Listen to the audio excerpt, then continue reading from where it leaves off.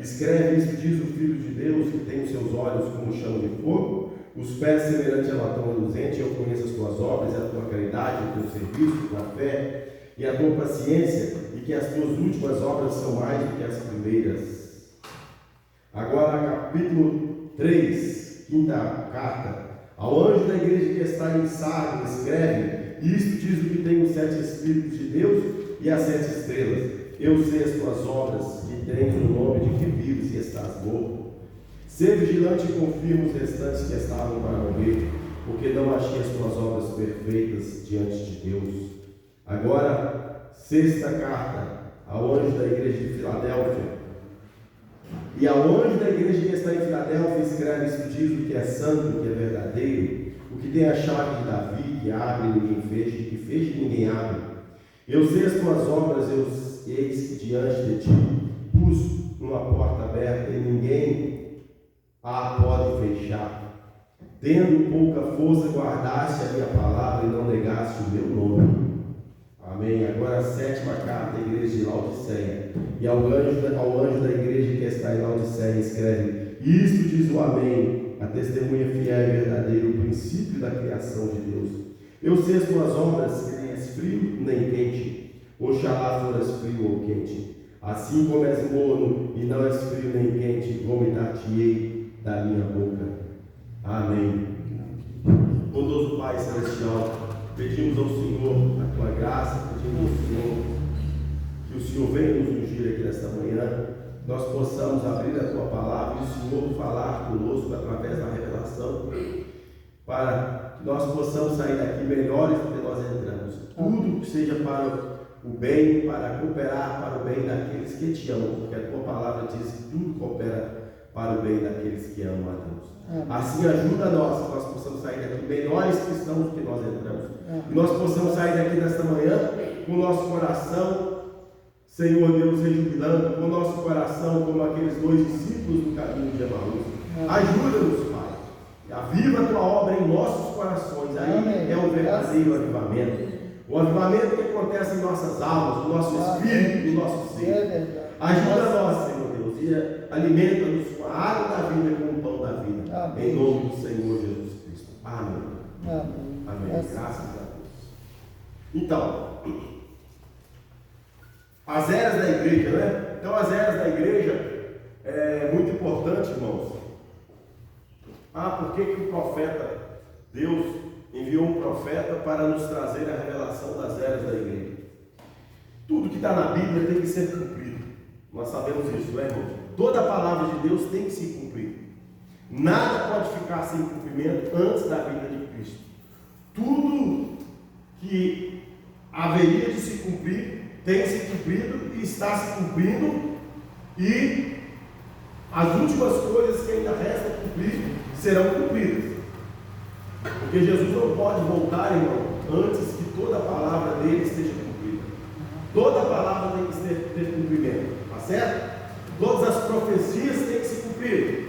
E ele disse em Malaquias 4, 5, 6, não é? Ele nos prometeu um anjo restaurador. Ele nos prometeu um profeta. Eis que nos envia o profeta Elias antes que venha o grande e terrível dia do Senhor. E foi assim que ele nos prometeu. Então ele cumpriu esta palavra. E esse anjo de Malaquias 4, 5, 6 é o mesmo anjo de Apocalipse 10, 7. O Moranda diz assim, não é? O profeta explica que o anjo de Apocalipse 10, 7 é o sétimo anjo da igreja de Laodiceia. É o anjo que vem para trazer a mensagem à igreja de Laodiceia. É o mesmo. Apocalipse 10, 7, nós fomos lá, vamos ver. Olha só. Diz Apocalipse 10, 7. Mas nos dias da voz do sétimo anjo, é isso que o profeta diz. Esse sétimo anjo é o sétimo anjo de Malaquias 4, 5, 6. É o mesmo. É o sétimo anjo da igreja de Laodiceia. Está lá no capítulo 3, não é? De Apocalipse. Então, é o mesmo anjo, se trata da mesma pessoa. Quando tocar a sua trombeta, se cumprirá o segredo de Deus como os seus profetas e os servos. Então, aqui em Apocalipse 10, 7, irmãos, nós vemos o anjo revelador aquele que traz os mistérios de Deus à tona, que revela o mistério de Deus, tá certo? Então, eles são o mesmo.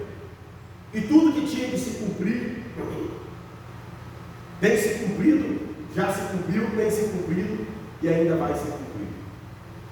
Agora, o porquê das 7 eras? Nós vamos nos ater um pouquinho a isso aí. Porque, irmãos, quando nós temos a revelação da palavra, a revelação, Jesus comparou a revelação ao que? Uma rocha, tá certo? Uma rocha onde nós pisamos, colocamos nossos pés e estão firmados. Isso é a revelação. E o contrário disso é o que? A areia movediça. Então, nossos pés têm que estar firmados em rocha, ou seja, na revelação. Tudo depende da revelação. E isso é um dom de Deus, irmão, porque revelação é fé, fé é um dom de Deus. Então, aquele que não tem fé, a Bíblia diz, peçais. Nós temos que pedir a Deus, é um dom. Nós temos que pedir a Deus. Ah, mas é certo que a Bíblia diz assim, não depende do que quer nem do que corre, mas quem Deus se compadece dá. É verdade, irmão. O chamamento não depende de quem quer e de quem corre. Mas uma vez chamados, nós estamos na linha de batalha. Uma vez chamados, nós estamos dentro desse caminho estreito. Agora compete a nós orar e cavar a nossa eleição. Ele nos chamou, nós já fomos agraciados pelo chamamento. Agora compete a cada um de nós cavar a nossa eleição. Compete a cada um de nós nos aprontarmos. Compete a cada um de nós orarmos, buscarmos. Ah, mas eu não estou entendendo isso, eu não estou entendendo aquilo. Ore a Deus, peça a Deus. Agora, o conhecimento, irmãos, da palavra de Deus é assim. O nosso profeta, o anjo da sétima era da igreja, né? Ele diz assim: não é o tanto que você sabe, é o tanto que você crê. Não é? E Paulo diz que cada um é dado um nível de fé. Está aos Romanos, né? Então, cada um tem um nível de fé. Não necessariamente todos têm aquele mesmo nível de fé. Agora, chegará o momento do arrebatamento que todos nós atingiremos o nível de fé, né? Estaremos ali, receberemos os trovões e isso trará em nós a fé de arrebatamento. Estaremos nessa fé, uma só fé. Está certo? Um só nível de fé, uma só fé, um só batismo, um só Senhor, isso nós já estamos, não é? Estamos falando de Paulo, quando ele fala assim, cada um conhece. Paulo diz assim: você não deve, nós não devemos, como diz, trabalhar com um tamanho de fé que nós não temos. E nós temos que aprender a respeitar isso com cada irmão também. Não é porque o irmão, às vezes, fé aqui eu vou colocar como revelação. Às vezes o nível da revelação do irmão é menor que o outro. Não a revelação em si, mas o conhecimento. Mas isto não difere. São irmãos, são nossos irmãos. O que nós temos que fazer é ajudar uns aos outros. Porque às vezes aquele que tem menos conhecimento, um pouco menos entendimento, mas também tem fé para determinadas coisas que você não tem. Não é? Tem um nível de fé para determinadas coisas que você não tem. Então, tem um outro dom que Deus vai usar daquele dom, de maneira que Deus distribui dons na igreja para que sejam utilizados para o quê? Para a edificação do corpo de Cristo. Está certo, irmãos? Mas então as eras da igreja foi revelada para quê? Para nós sabermos a nossa posição, para nós conhecermos o tempo que nós estamos vivendo, para nós conhecermos tudo que se passou. Por quê? Porque Satanás, as pessoas morrem, mas os espíritos não morrem. Então a coisa começou lá na primeira era da igreja. Lá na primeira era da igreja, irmãos, começou começou com o quê? Com o espírito do anticristo, tá certo? Começou com um pequeno erro, são pequenas coisas, pequenos erros, começaram lá na primeira era da igreja. E isso foi o quê? O cavaleiro do cavalo branco. Por isso o cavalo branco, algo que parecia ser inofensivo, e aí a coisa foi tomando corpo. Aquilo ali era o quê? Era o espírito do anticristo. E esse espírito do anticristo foi cavalgando, começou a cavalgar na primeira era da igreja. Isso é o primeiro selo, tá certo? O cavaleiro do primeiro selo, cavaleiro do cavalo branco, espírito do anticristo, doutrinas erradas, pequenas coisas erradas que foi sendo introduzido na igreja, foi entrando na igreja, e aquilo foi fazendo o quê? Foi dividindo o povo, aquilo foi trazendo confusão. Eu sou de Paulo, eu sou de Cefas, eu sou de não sei o quê. Isso tudo já era o quê? O cavaleiro do cavalo branco, porque Paulo diz, quando você diz sou Paulo, sou de Cefas, sou disso, aquilo, você está tirando a glória de Cristo. Mas ele diz, nós somos de Cristo. Não foi Cefas que morreu por mim, não fui eu, Paulo diz, quem deu a vida, mas tudo é Cristo. Tudo é Cristo, nosso alvo é Cristo. O nosso olhar tem que estar fixado em Cristo, irmão. O nosso olhar tem que estar sempre centrado em Cristo, porque Cristo é a sua palavra, é um só. O Espírito Santo, você não tem como desvincular dessa palavra. E o nosso olhar tem que estar sempre fixado nisso. Porque senão é cavaleiro do cavalo branco que começa a entrar, não é? E começa a fazer confusões em pequenas coisas, mas são coisas às vezes pequenas, porque era um cavaleiro branco, era uma coisa muito singela, vamos dizer assim, né? Muito oculta, que começou lá na primeira era da igreja. E só que esse cavaleiro continuou cavalgando. Ele continuou e foi cavalgando ao longo da era, da primeira era, da segunda era, e quando chega a terceira era da igreja, né? Éfeso, Esmirna, Pérgamo, na era de Pérgamo, ele se transforma em quê? Ele se transforma no falso profeta. Aquele mesmo falso espírito que estava naquele cavaleiro, ele se transforma no falso profeta de Apocalipse, da igreja de Pérgamo. O que é isso? Igreja Católica Romana, que foi estabelecida lá no concílio de Nicéia. Então, nesse concílio, esse espírito que estava cavalgando através desse cavaleiro e cavalo branco, ele faz o quê? Ele é coroado através de um papa. Então, através desse papa, esse espírito é coroado através de um homem e se transforma em quê? Em falso profeta. E falso profeta ele vem caminhando ao longo de todas as eras da igreja depois do concílio de Nicéia, e está aí até hoje, não é? O falso profeta. Agora, então esse espírito anticristo foi tomando forma, e esse mesmo espírito anticristo que começou lá com a coisa singela, ele se transforma numa doutrina na terceira era da igreja. Não é apenas mais um ensinamento, que começou lá como um ensinamento, uma coisa assim, jogada no ar, não é? Agora, aqui na terceira era da igreja, ele se transforma numa doutrina. Então vem a doutrina do quê? A primeira doutrina que Satanás trouxe e infiltrou na falsa vinha, através da falsa vinha, e tentou infiltrou isso no meio da igreja, a doutrina da Santíssima Trindade. Pegou Deus e dividiu ele em três pessoas, não é? Porque a Bíblia, irmão, em muitas partes Paulo diz, não é?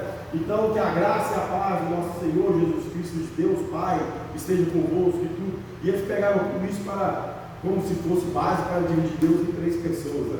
E nós sabemos que nunca foi três pessoas. É o mesmo Deus dividido em três ofícios, não dividido, trabalhando em três ofícios, porque não tem como você dividir Deus, não existe Deus dividido. Mas é o mesmo Deus trabalhando em três ofícios.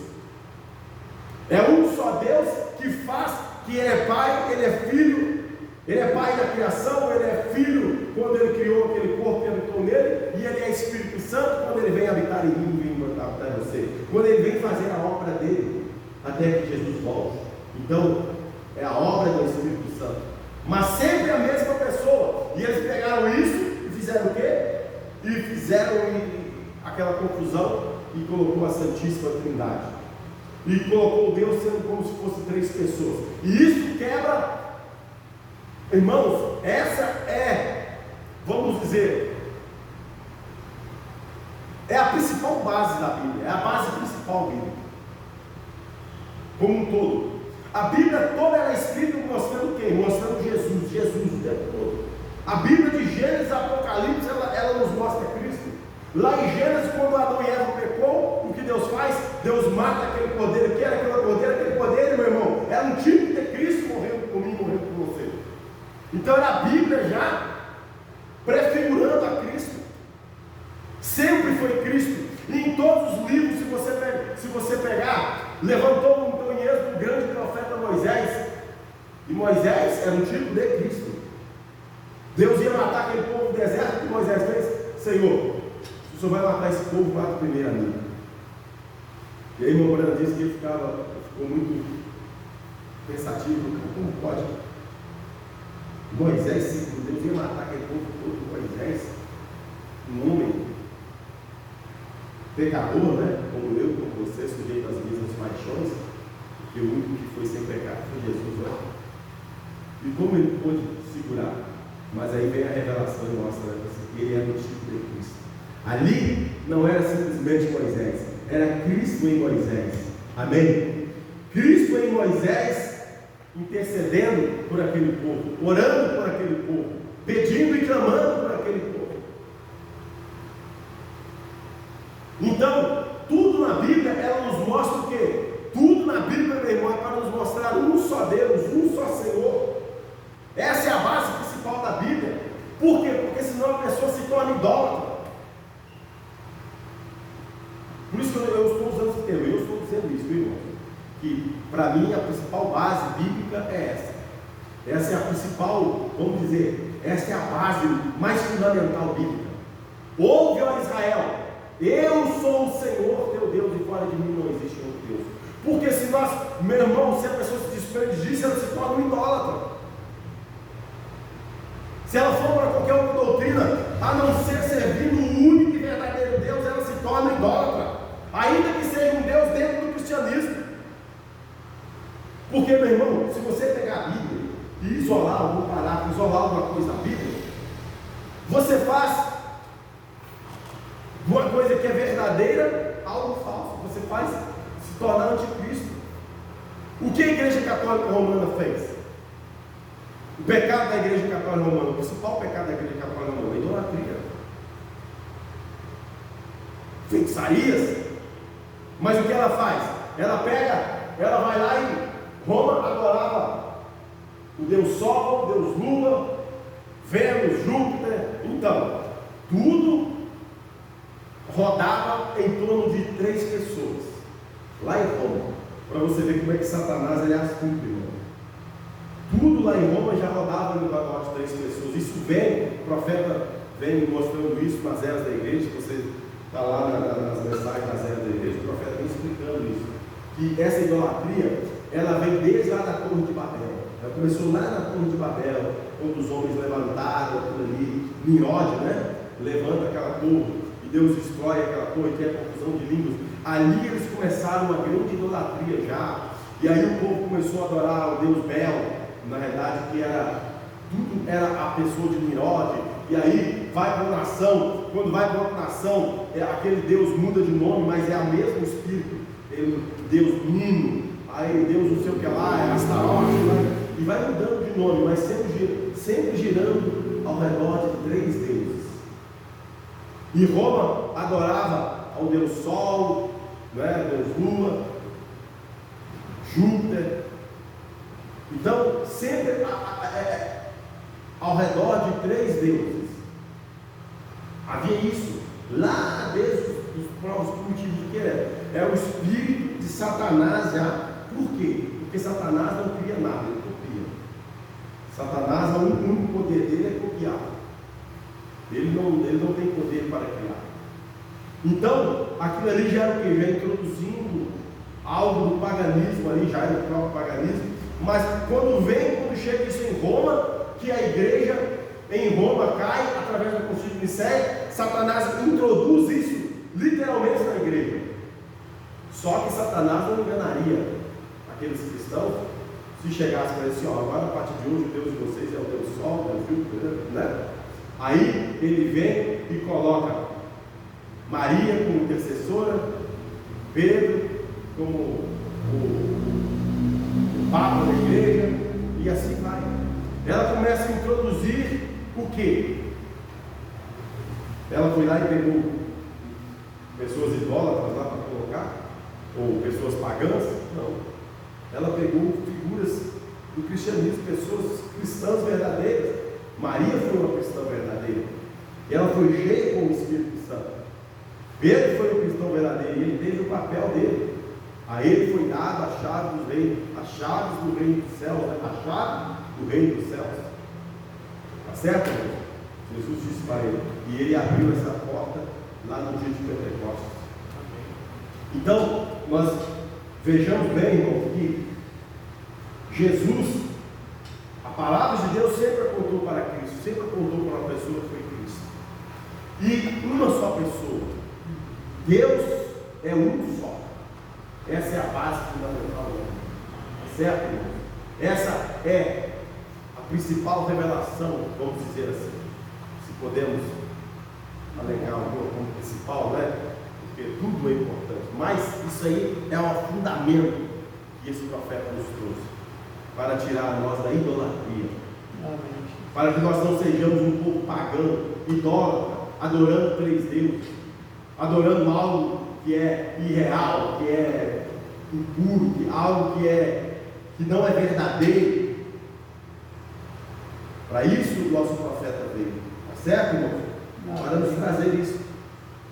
Então, aí veio as eras, foi vindo e veio tudo isso, veio esse espírito. E Roma ela não pega homens pagãos para colocar, para que a igreja caísse na idolatria. Ela pega homens verdadeiros, está vendo? Então você pode às vezes pegar algo verdadeiro e fazer daquilo algo falso. Como? Se você isolar aquilo de Cristo, aquilo se torna um anticristo, não adianta. Se você pega Pedro, que foi um homem cheio com o Espírito Santo, e coloca ele num pedestal que não é dele, e faz dele, você vai fazer dele um anticristo. Se você pega Maria e coloca ela num pedestal que não é dela, você faz dela um anticristo. Não dela necessariamente. Não Pedro. Pedro não se tornou um anticristo. Pedro está lá no céu, ele está vivo. Ele é um santo. Um santo como eu sou, como você é, como todos aqueles que são filhos de Deus, cheios do Espírito Santo, são santos. No mesmo nível. Ele teve uma obra diferenciada. Ele teve uma obra que Deus determinou para ele fazer. Então ele tem a posição dele no corpo, eu tenho a minha posição. Cada um de nós temos a nossa posição. Mas ele é um santo da mesma maneira que todo filho de Deus chega ao Espírito Santo. E ele está no céu. Mas aí veio esse espírito anticristo e faz o quê? E leva o povo a uma idolatria. E leva o povo a adorar a Pedro, Paulo e tudo. E começa a colocar Maria. E começa a colocar Pedro no lugar de quê? No lugar da palavra de Deus, no lugar de Jesus. E tudo que você pegar e tirar de Jesus, meu irmão, se torna uma idolatria.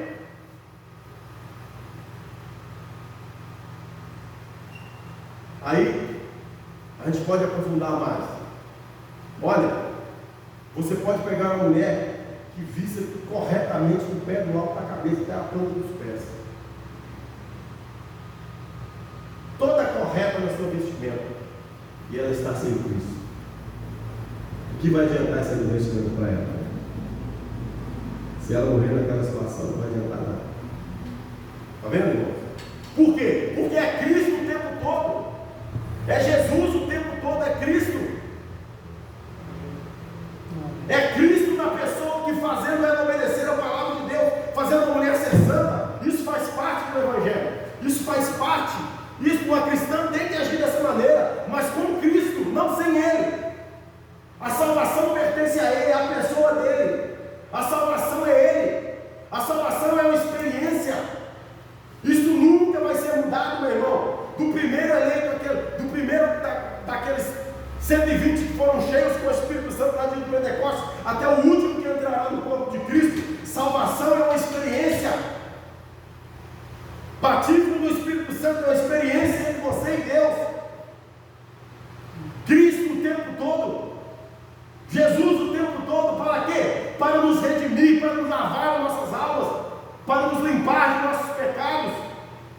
Nós não estamos presos a nada, meu irmão.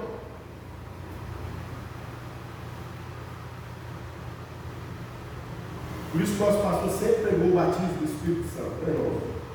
Está vendo a necessidade? Porque Cristo, isso é Cristo em você, Cristo habitando em você. Então a mulher vai obedecer, vai andar com decência, vai se vestir com decência, porque a mulher que se veste indecentemente. Cada homem que olhar para ela para cobiçar, ela vai ser culpada do pecado daquele pecado de juízo. O profeta diz isso. Isso é terrível, não é? Mas é a verdade, irmão. Não adianta as mulheres aí, a mulher pode falar o que quiser. Essa é a verdade. E Deus nos julgará por essa Bíblia, não é mais nada. Nós seremos julgados pela Bíblia. Então, meu irmão, a Bíblia é o nosso norte, o tempo todo. E a igreja lá no Constituto Nicéia perdeu, ela começou a olhar para outras coisas. E junto com a doutrina de Santíssima Trindade, então, aí foi a igreja católica ao longo das eras negras, foi só fazendo o quê? Foi só se aprofundando em tantas coisas, foi se aprofundando em heresias e heresias, e chegou a um nível tal que a igreja católica começou a fazer o quê? Começou a vender indulgências, começou a vender terreno no céu. Você quer ir para o céu? Compra aqui da igreja aqui, como se dinheiro pudesse comprar o céu, né, irmão? Isso é um blasfêmio terrível que a igreja católica não é? Como se a pessoa. Então os pobres estavam perdidos. É igual essa doutrina aí hoje, essas igrejas que pegam a doutrina da prosperidade com o nome, né? Os pobres estão tudo perdidos lá dentro. Não pode ter para lá. Pobre não tem igreja lá, não. Eu não tenho como comprar bênção. As bênçãos, eles não têm dinheiro para comprar as bênçãos lá, né? Então é o mesmo espírito, irmão. Esse espírito de prosperidade que entrou nessas igrejas aí, de pregação da teologia da prosperidade. Está vendo, irmão? A prosperidade é algo bíblico. A prosperidade é bíblica. Jesus falou assim: aquele que deixar pai, mãe, irmãos e irmãs, por amor a mim, o que aconteceria? Receberá 100 vezes mais neste mundo e naquele que está por vir, a vida eterna. Esse 100 vezes mais neste mundo é o quê? Prosperidade também. Não necessariamente que a pessoa vai receber 100 vezes em dinheiro, não é não, Jesus está falando isso. São parábolas, né, irmão? Jesus mostrando que o cristão, ele é próximo, mas não da maneira que a gente pensa aos olhos humanos, não é? Pode ter um homem bilionário e ser miserável. Pode ser um homem pobre que ganha um salário mínimo e ser um homem rico. Porque isso está no espírito do homem, né? Ele é bilionário, mas é escravo daquilo ali. É uma pessoa miserável que nem mesmo desfruta da riqueza que ele tem. Não tão miserável às vezes que é, né? Isso é o que? Ser escravo do dinheiro. Isso não é riqueza, isso é pobreza. Pobreza de espírito, não é, irmão? Mas então a era da igreja, a importância da gente entender a era da igreja, e aquilo veio caminhando ali na terceira era, então virou o anticristo, vira falso profeta, e o falso profeta começa a dominar, e a lei e a igreja católica vem trazendo tantas leis e tantas coisas, né? E irmãos, se você estudar um pouco sobre essas coisas aí da igreja romana, na era da guerra que fazia, eram coisas tão terríveis. Aqueles papas que eram eleitos para serem os papas eram homens podres. Papas eles eram assassinos, matavam. Eram homens que viviam em orgias e coisas terríveis. Tudo que você pensar de infame, de pecado e de negridão, estava na vida daqueles papas.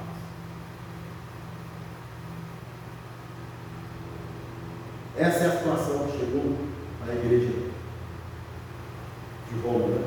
Não a igreja de Cristo. Porque nesse meio sempre teve o quê? Sempre teve o remanescente de Cristo.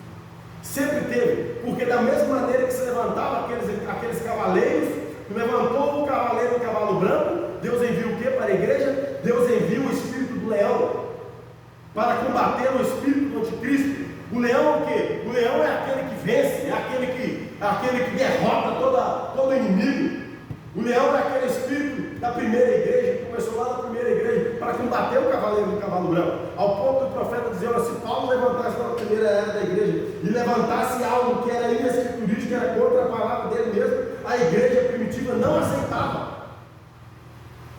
Isso é o quê? Isso é o espírito do leão, que era Deus capacitando os seus ali na primeira era da igreja, para se levantar contra todo espírito anticristo, contra tudo aquilo que era contra a palavra de Deus. Deus capacitando. Então vem se levando o cavaleiro do cavalo vermelho. Nós estamos falando, porque os selos eles se entrelaçam com as eras, irmãos. Os selos são acontecimentos que acontecem ao decorrer das 7 eras da igreja. Então vem o cavaleiro do cavalo vermelho, o cavaleiro do cavalo vermelho, que era a morte, Satanás matando os fiéis, desde a primeira era da igreja lá, e as coisas se apertando ao longo da era negra, até vir Martinho Lutero, isso se apertou cada vez mais, e então chegou ao ponto daquele Papa que João Paulo II, ele admitiu e pediu perdão ao mundo pela morte de 68 milhões de cristãos, né? Isso era o que? O cavaleiro do cavalo vermelho. Mas para combater o cavaleiro do cavalo vermelho, o que Deus faz? Deus envia o espírito do boi. A gente fala assim, o espírito do boi, né, irmão? Mas a gente sabe que tudo é o Espírito Santo, são figuras. Deus trabalha dessa maneira, são figuras, não é? Então Deus dá à igreja o que é o espírito do boi. O que é isso? É aquele espírito de submissão a Deus, aquele espírito aquela determinação da pessoa se entregar a Deus ao ponto de morrer. É aquele espírito que capacita o cristão a dar a vida pelo Evangelho, se preciso for, a dar a vida por Cristo, se for preciso. Deus, para combater o cavaleiro do cavalo vermelho. Então, chegava e colocava aqueles cristãos lá na arena de Roma. O que eles faziam? Eles iam lá, falavam: vamos lutar, vamos guerrear. Não, eles se entregavam. Isso é o quê?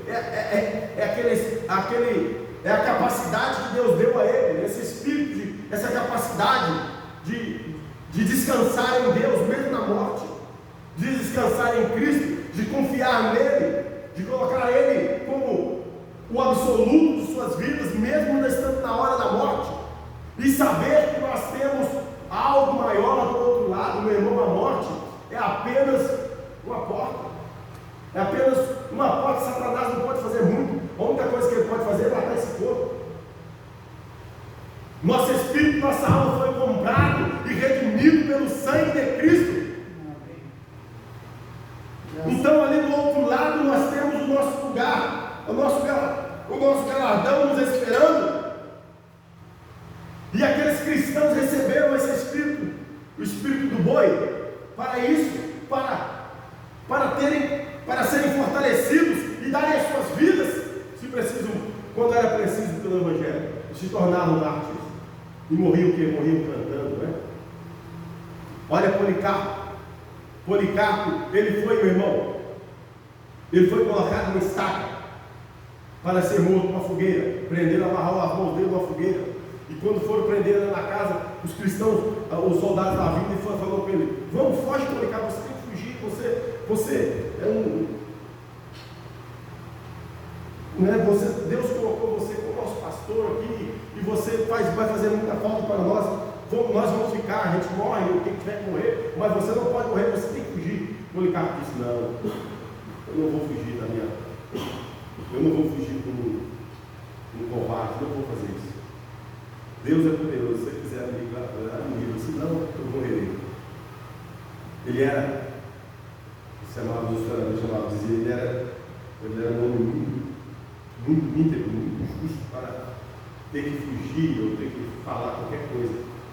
Quando aqueles algozes eles chegaram para prendê-lo, Policarpo disse: olha, pode fazer, aqueles homens falaram, os soldados, pode fazer seu último dia, pode fazer o que pode, eu quero passar, me dê 2 horas para me orar. Aí eles permitiram ele, deu ele 2 horas.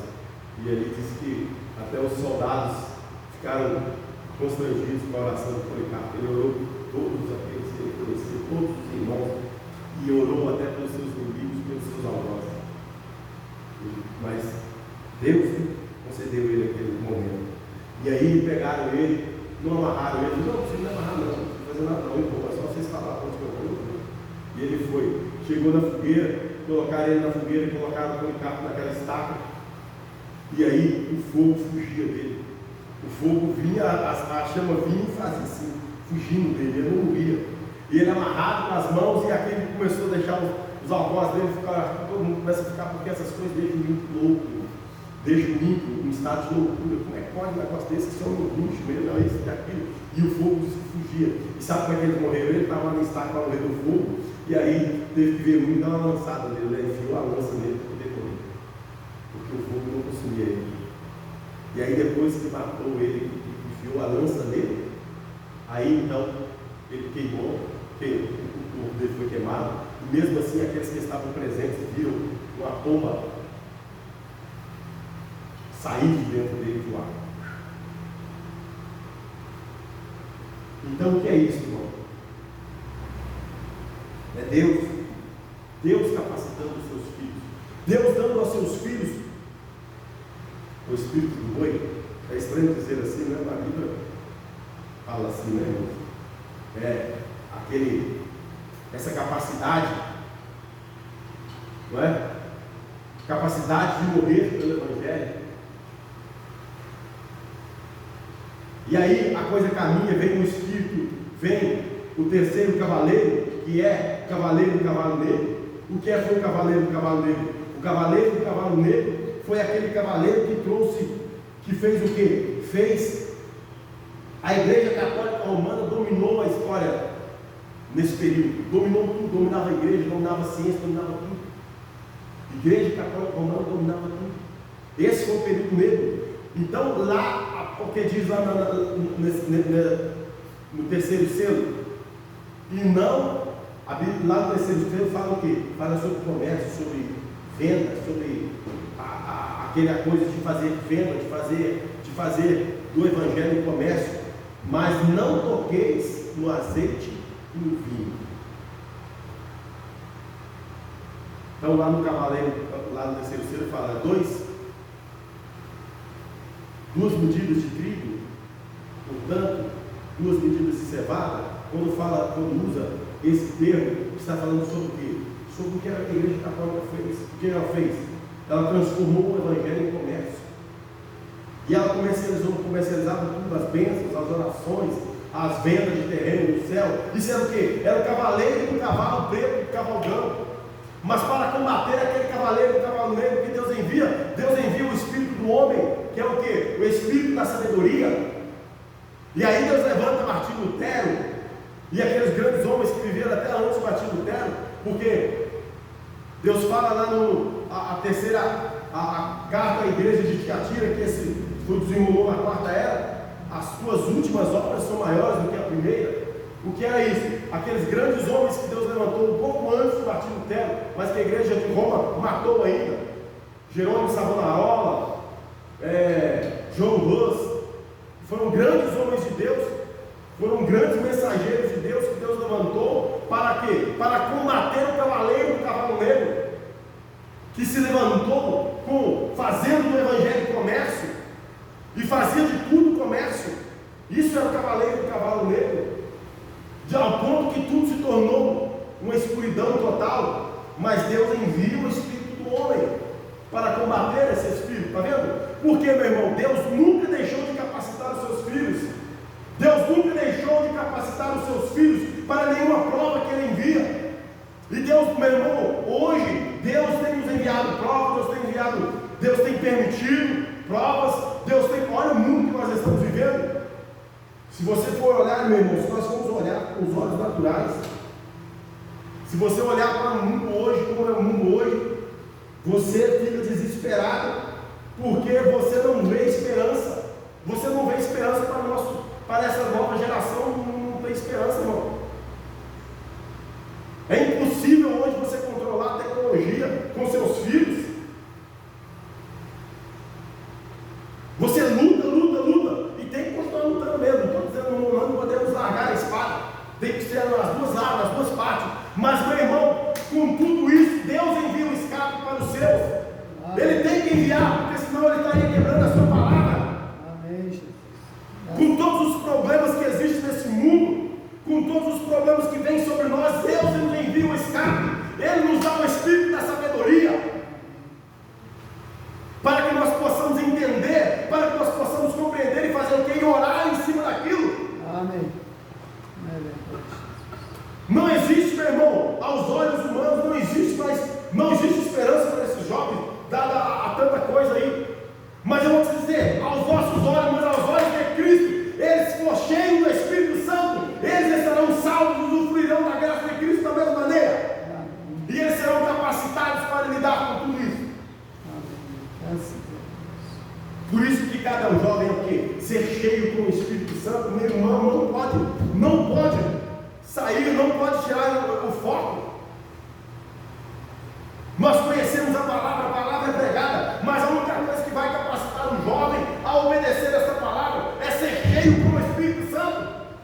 A única coisa que vai capacitar a mim e a você é sermos cheios com o Espírito Santo. E Satanás vem e joga coisa de um lado, e bate de um lado, e bate do outro, e o barco bate de um lado, bate do outro. Quando ele pensa que está afundando o barco levanta novamente. Porque existe algo sobrenatural ali naquele barco, que não permite que esse barco afunde. Meu irmão, não há muita esperança. Mas Deus não nos deixa sem sermos capacitados. Deus nos capacita para a prova. Ele capacitou a era, ao longo das eras da igreja, todas as igrejas. Ele capacitou a terceira igreja, a quarta era da igreja, quando enviaram o cavaleiro e o cavalo negro. E veio, até que chegou Martinho Lutero, e qual foram as últimas palavras de Martinho Lutero? Aqui está, ele disse que estava no meio da morte, e ele disse: aqui está a maior vergonha da igreja católica romana. Por quê? Eles não conseguiram matar Martinho Lutero. Amém. Graças a Deus. Deus, quando Ele quer operar, meu irmão, ninguém impede. Ninguém impede. Estava no momento certo, estava no momento correto. Então Martinho Lutero se levanta, Deus levanta Martinho Lutero com aquela mensagem: o justo viverá da fé. Amém. O justo não viverá da idolatria. O justo não depende de uma idolatria, de pedriolatria e pauliolatria, seja lá o que for, tem um nome disso aí, né? O justo viverá da fé. Amém. O justo vive da fé na palavra de Deus. Essa palavra se torna viva na vida dele. Essa palavra ela é avivada no coração dele através do Espírito Santo. E ele vive através dessa fé o tempo todo. E Satanás balança para um lado, balança para o outro, joga para um lado e joga para o outro. Mas a igreja de Cristo, a noiva de Cristo, ela estará pronta. Ela estará preparada e haverá um arrebatamento, meu irmão.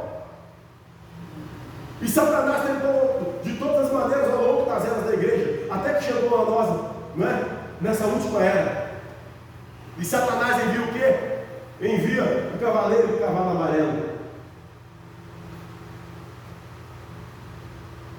Por quê? O cavalo amarelo é uma mistura. O amarelo não é uma cor original. O amarelo é uma misturada de cores. Isso é o que? Justamente o que Satanás faz na nossa era. O cavaleiro e o cavalo amarelo. É certo que não existe assim, tanto as eras como os selos, eles se entrelaçam. Então, o cavaleiro e o cavalo vermelho, que é o que? O sacrifício, o boi, o sacrifício, o espírito do sacrifício que Deus envia para combater o cavaleiro e o cavalo vermelho. Ele operou desde a primeira era da igreja. Lá na primeira era da igreja houve mártires, tá certo? E veio até hoje na igreja de Laodiceia, existe mártires, existe homens. A gente pensa, no nosso tempo não existe quem morre pelo evangelho. Sim, irmão, existe demais. Nós não ficamos sabendo. Mas dentro da sétima era da igreja, que era a Laodiceia, muitos já deram a vida pelo evangelho também. Isso é o quê? O cavalo vermelho trabalhando. Mas o que é isso, irmão? Todos esses cavalos, todas essas coisas, esse espírito que trabalhou ao longo das eras da igreja, primeira, segunda, terceira, quarta, quinta, sexta, isso tudo junta na sétima era da igreja. Então na sétima era da igreja tem o espírito do cavaleiro vermelho, do cavaleiro negro, do cavaleiro branco, tudo se mistura na sétima era da igreja, e tudo acontece na era da igreja. Olha aí o evangelho da prosperidade que eles pregam aí, a teologia da prosperidade. O que é isso? Isso é o cavalo negro cavalgando. Vai lá, você lê lá, vamos ler aqui. Vamos ler o terceiro selo. Olha só. Abertura dos 6 selos. E havendo aberto o terceiro selo, ouvi dizer o terceiro animal. Que animal que é esse que disse? O homem. Que é aquele que Deus enviou para combater o cavaleiro que segue. Vem e vê. E olhei e eis um cavalo preto. E o que estava sobre ele assentado tinha uma balança na mão. Olha, balança. Balança por quê? Para pesar a mercadoria, né? E ouvi uma voz no meio dos 4 animais que dizia: uma medida de trigo por um dinheiro e 3 medidas de cevada por um dinheiro. E não danifique o azeite do vinho. Está vendo? Cavaleiro, é o evangelho transformado em comércio. O evangelho chega a uma corrupção tal, chega a um nível de rebaixamento tal, não para o verdadeiro evangelho, mas a falsa vinha que está infiltrada no meio do evangelho. Os falsos, eles chegam num nível de rebaixamento tal que eles começam a vender o evangelho, começam como se eles tivessem o poder de salvar alguém, né? de dar vida, de dar bênçãos. Mas isso é um estado de degeneração, irmão, altíssimo. Então, aí você diz: mas isso então não acontece mais na nossa era? Acontece, olha a teologia da prosperidade, você não é isso aqui. 3 medidas de cevada por um dinheiro, 1 medida de trigo por um dinheiro. O evangelho são vendidos, as bênçãos são vendidas. Então, aqueles cavalheiros que cavalgaram durante a sétima era da igreja, cavalam, tudo junto na sétima era da igreja. Isso transforma o quê? Transforma em cavaleiro e cavalo amarelo, mistura de coisas, uma mistura total. Todas as bênçãos que Deus prometeu, desde lá na primeira era da igreja, desde a era do Pentecostes, desde que ele derramou lá, meu irmão, todas essas bênçãos têm que ser derramadas na igreja da sétima era, na noiva da sétima era de Cristo, porque nós vamos ser preparados para o que? Para o arrebatamento. O trigo está sendo ajuntado no celeiro, e os joios sendo atados em molhos. O que é isso?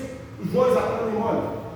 Olha o movimento carismático, o movimento da união das igrejas. Esse movimento de união de igreja, irmãos, é o quê? É os joios sendo atados em molhos. São os molhos que estão sendo atados. Está na queima, no fogo. Esse evangelho que eles pregam aí, denominacional, disso, isso aqui, não é mais que passa disso. O que é isso, irmão? É o mundo se organizando, se juntando para fazer o quê? Para erigir uma imagem da besta. Essa é a verdade. A imagem da besta está sendo erigida. As denominações se unindo é o que é a imagem da besta. Não vai ter uma imagem da besta como teve lá no tempo de Nabucodonosor, uma grande estátua de ouro, não vai existir isso aí. Até porque existiu uma imagem dessa só se fosse lá o topo daquele Nabucodonosor, para todo mundo da terra ver, né? Para você ajoelhar em cima dela. Mas é algo no nível mundial. A imagem da besta está sendo erigida aí. Como está sendo erigida? Você vê hoje, nós estamos falando sobre as eras da igreja, né? Esse é o assunto central, mas eu estou falando por que das eras, por que esse profeta veio revelar as eras? Porque nada disso que nós estamos falando aqui hoje seria possível nós entendermos se não fosse esse profeta nos revelando isso. Ele trouxe a revelação para nós de tudo isso. Então, meus irmãos, vem essa imagem na cabeça que estão dirigindo. Hoje, irmão, ser evangélico virou uma. Hoje estou falando errado. Pare para pensar. A maioria das pessoas já que estão ao seu redor, ou ele é católico, ou ele é evangélico. Todo mundo entrando. Oi, irmão, você pensou? Aí você vê a pessoa, cada tipo de vida, a pessoa vive cada tipo de vida. Oi, irmão, você pensou? Lá, estou falando do mundo lá. Pare para pensar. Se não está sendo assim com você, o meu meio é esse meio. Mora. O evangelho virou moda. O evangelho não. Não o evangelho verdadeiro, mas pertencer a uma igreja, ser membro de uma igreja. Por quê? Porque as pessoas estão desesperadas. As pessoas estão sentindo em seus corações que algo está para acontecer. Mas a Bíblia diz, lá em Hebreus, se não me engano, porque rejeitaram a verdade, Deus lhes envia o espírito do erro para que opere na vida deles. Isso é o espírito do erro sendo enviado. É terrível isso, mas é a verdade, irmão. Nós temos que saber nos situar, porque senão daqui a pouco estamos sendo comprados por pessoas que... Nós temos que ter o espírito da revelação. Por quê? Sétima era da igreja para combater o cavaleiro e o cavalo amarelo que Deus envia. Deus envia o espírito da águia. O espírito da águia, que é revelação aprofundada da palavra de Deus, que só o Espírito Santo pode trazer para mim e para você.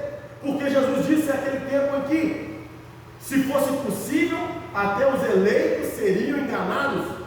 Não é assim que a Bíblia diz? É esse tempo que nós vivemos. Se fosse possível, até os eleitos seriam enganados. Mas Deus nos envia o Espírito da águia para que nós possamos enxergar profundo e chegar longe do que está acontecendo. Então o mundo hoje é morte. Todo mundo é evangélico. O que vai combinar isso, irmãos? E esse movimento de direita aí, política de direita, movimento político de direita, o que é isso? As pessoas estão vendo que eles falharam em algum lugar lá atrás e estão tentando, sabe? É a família, é isso. São coisas boas aqui, defendidas pela Bíblia. Mas tudo isso vai juntar no movimento ecumênico. Tudo isso vai se juntar junto com o falso profeta. Todo esse movimento de todas as igrejas, elas se juntarão ao redor do falso profeta. E esse falso profeta, então, passa o quê? Passa a ser a besta. É o mesmo espírito lá atrás. O espírito anticristo se torna um falso profeta na terceira era da igreja, através do Papa de Roma. E ele vem caminhando. E agora, no final, ele se torna o quê? Se torna a besta. A besta é aquele poder de Satanás. Satanás encarnado no homem. É quando Satanás encarna no homem. Isso é a besta. Por quê? Porque antes de vir o verdade. Está vendo, irmão? Eu disse no começo que antes da igreja ser revelada, antes do Pentecostes acontecer, uma das eras mais primitivas, o que acontecia? Já existia esse movimento de três deuses, o paganismo. Lá, desde a Torre de Babel, as nações viviam adorando três deuses, só mudavam de nome. Então, era o deus Nino, como eu disse, Nino, Bel, tem vários outros nomes, eu não me recordo aqui o nome certo, mas estou dando uma maneira geral, um quadro geral para os irmãos entenderem. Esse movimento já começou muito lá atrás. Esse paganismo já começou antes da primeira era da igreja. Só que depois da terceira era da igreja, ele entra para dentro da igreja. Esse movimento pagão. E aonde surge a igreja romana, católica romana. Por isso a Bíblia diz: sai dela, povo meu, para que não sejais cúmplices Então a igreja romana se levantando, e aí o ecumenismo, as igrejas se juntando, é isso, Deus abençoe, é isso, aquilo, bonzinho, é isso. Temos que ser pessoas boas e tal. Deus quer salvar a todos. É uma pregação bonita de ouvir, bacana, né? Deus vai salvar a todos. Deus quer. Tudo enganação, irmãos.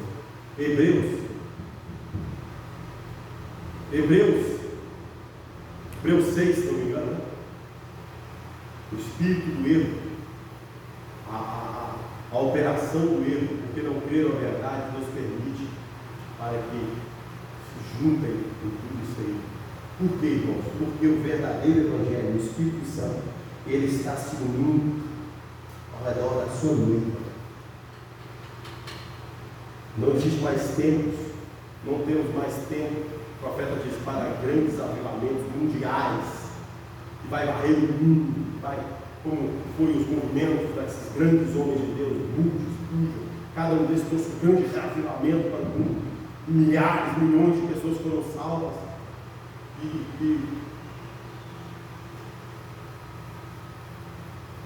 o último grande avivamento, meu irmão, é a mensagem desse homem. Não existe outro. Não existe outro grande avivamento. Então, por que tem que ser? Porque nós temos que saber nos situar. Porque o engano é parecido, não é?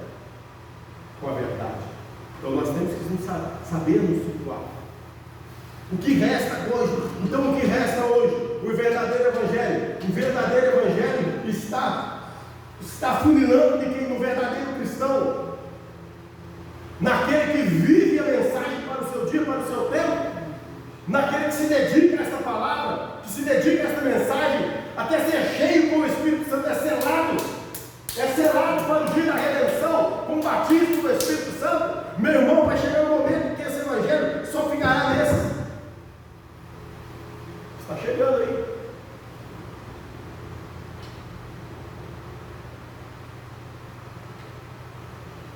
Para quê? Porque a única coisa que resta acontecer é o que, irmão? É o arrebatamento que resta se cumprir. As eras da igreja, né? É importante nós entendermos sobre as eras da igreja. Então veio essa última era, então, o cavaleiro e o cavalo amarelo, que é a mistura. O que é essa mistura, irmão? Olha um pouco. Apesar de, como eu disse, todo virou moda ser evangélico, né? De ser para a igreja. Mas olha o evangelho deles. É um evangelho misturado. É como Samaria no tempo de Israel. Samaria representava o quê? Representava a mistura, representava aquele povo morno, aquele povo que adorava o Deus verdadeiro, mas adorava todos os outros deuses também.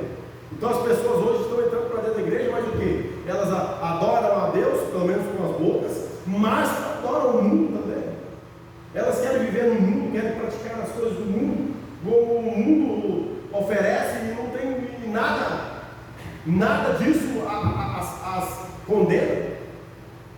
A consciência delas já foram cauterizadas. A mulher está dentro da igreja num dia, e no outro dia está aí semi-nua, andando no meio da rua, se apresentando para os homens, e a consciência dela já não condena mais. O que é isso? Cavaleiro e cavalo amarelo. É a mistura. A mistura de Deus não aceita mistura. Deus exige santidade. Deus exige separação, exclusividade da adoração. Essa é a verdadeira igreja de Deus que Ele está preparando. Então Deus nos enviou um profeta no meio a tudo isso para quê? Para nos trazer a revelação, tá certo? E Ele nos trouxe e Deus o chamou. Deus chamou a ele de volta para o lado, né? Com um propósito. Essa mensagem fosse propagada em todo mundo. E está aí o tempo que nós estamos vivendo agora, irmãos. Estamos vivendo o tempo da volta desse mensageiro. Vai voltar? Vai haver tem que haver a ressurreição. Se não houver ressurreição, a Bíblia está errada. Jesus mesmo disse lá para os saduceus que não criam ressurreição: Deus não é Deus de mortos, Deus é Deus de vivos. Os irmãos que vão voltar, irmãos, não estão mortos, estão vivos do outro lado da multiplicação. Mas eles estão vivos lá. E a ressurreição que é a volta deles, eles vão vir, vão descer, vão aparecer para nós. Isso é a ressurreição dos mortos. E junto com esses irmãos, nessa ressurreição dos mortos, vem quem? Vem o nosso profeta. Vem o nosso profeta ainda com uma missão de fazer o quê? De trazer para nós a revelação dos trovões, que é a única coisa que ele ainda não restaurou. Ah, mas você não encontra isso falando claramente na Bíblia, que vai vir o profeta da ressurreição e vai. Irmão, aonde está isso detalhado na Bíblia sobre a vinda do Elias? Julian Branco, falando detalhadamente. Deus não trabalha dessa maneira. Tem lá, Malaquias 4, que inclusive viu o profeta Elias. Ah, que não é Elias, não, ele é um branco. Aonde que Deus colocou no Velho Testamento o nome de João Batista? Aonde está lá João Batista, escrito João Batista? Não tem. No entanto, ele é o primeiro, o Elias, não o primeiro Elias, mas o Elias que precursou a primeira vinda de Cristo. Então Deus trabalha dessa maneira. Como você sabe então que o profeta tem algo a fazer para finalizar tudo? É simples, você olha para a Bíblia. Você olha para a mensagem do profeta, ele diz assim: tudo tem que se cumprir. Apocalipse 10:7. Todo o mistério de Deus será revelado. Tudo tem que ser revelado, irmão. Tudo que não foi revelado ainda na Bíblia, ao longo dessas 7 eras, tem que ser revelado para a igreja de Deus vivo. Tem que ser revelado para a igreja. E o único que é chamado por Deus para isso é esse homem. Porque ele é aquele 7º anjo da igreja, da era da igreja de Laodiceia, e ele é aquele anjo de Apocalipse 10:7. Ele mostra isso muito claramente, e ele diz: nós ainda não conhecemos. E quando ele revelou os 7 selos, ele diz: passou muito rápido na minha frente, e eu não pude entender, eu não captei o que era. Tá certo? Ele fala isso aí. Mas ele diz: pô, no entanto, nós temos a necessidade de conhecer. Nós temos a necessidade de conhecer o que é esses trovões. Ele fala muito claramente, irmão. E ele diz lá nos trovões, ele dá um exemplo: está o meu novo nome, o seu novo nome, está o novo nome de Jesus. Aí as pessoas vão assim: os trovões foram revelados. Então, qual é o seu novo nome? Qual é o novo nome de Jesus? Não sabe, não sei. E para se auto-justificar, o que elas fazem? Um abismo chama outro abismo. Quando a pessoa sai com esse tipo de doutrina, irmão, os trovões foram revelados, o que ele tem que fazer? Ele tem que arrumar o novo nome de Jesus. Ele tem que arrumar o novo nome de Jesus. Porque senão ele vai ver em contradição na mensagem. Ele vai ler lá o profeta fala assim: nos trovões está o meu novo nome. Ué. Aí a pessoa chega no pastor: pastor, os trovões foram revelados aqui. Cadê o meu novo nome? Eu não conheço, não, então eu fiquei para trás. Está vendo, irmão? A coisa não prospera, a coisa trava.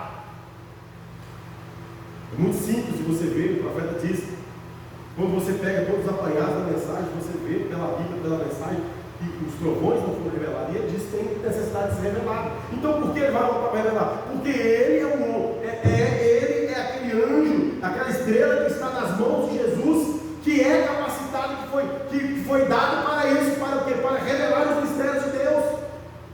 Por isso nós sabemos que ele tem que voltar para revelar esse último mistério, que são o mistério, que é o mistério dos 7 trovões, não é, irmãos? Graças a Deus. Vamos ficar de pé. Vamos orar. Vamos estar. Bondoso Pai, na tua presença nós nos encontramos uma vez mais. Somos gratos ao Senhor.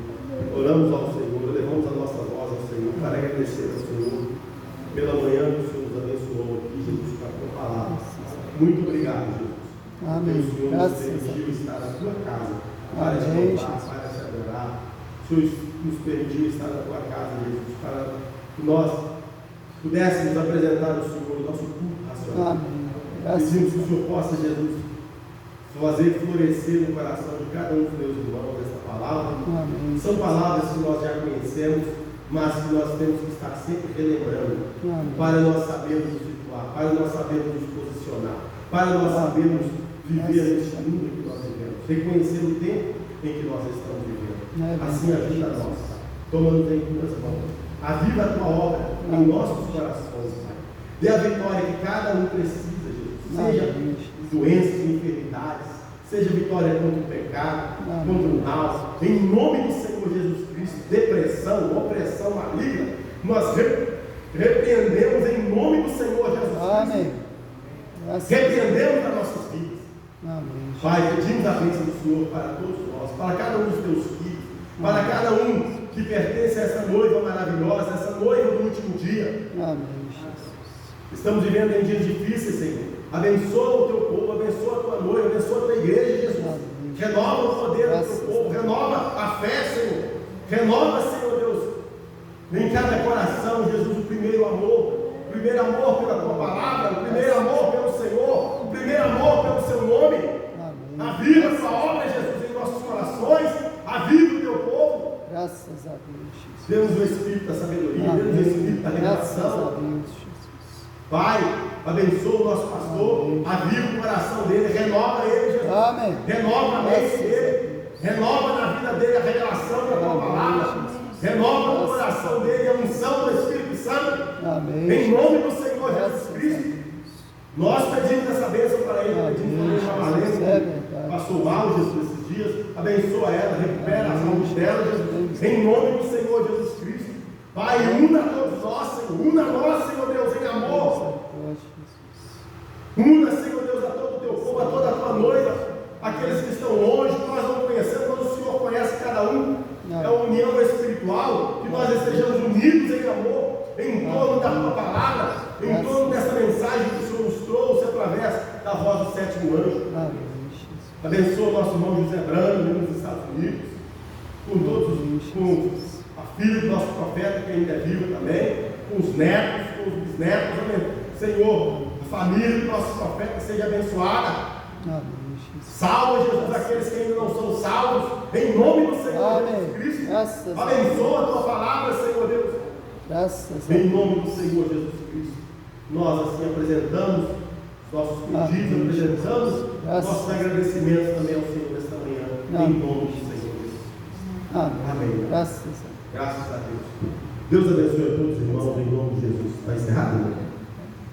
Deus te abençoe, vai em paz, em nome de Jesus Cristo. Até a noite, se Deus quiser. Amém.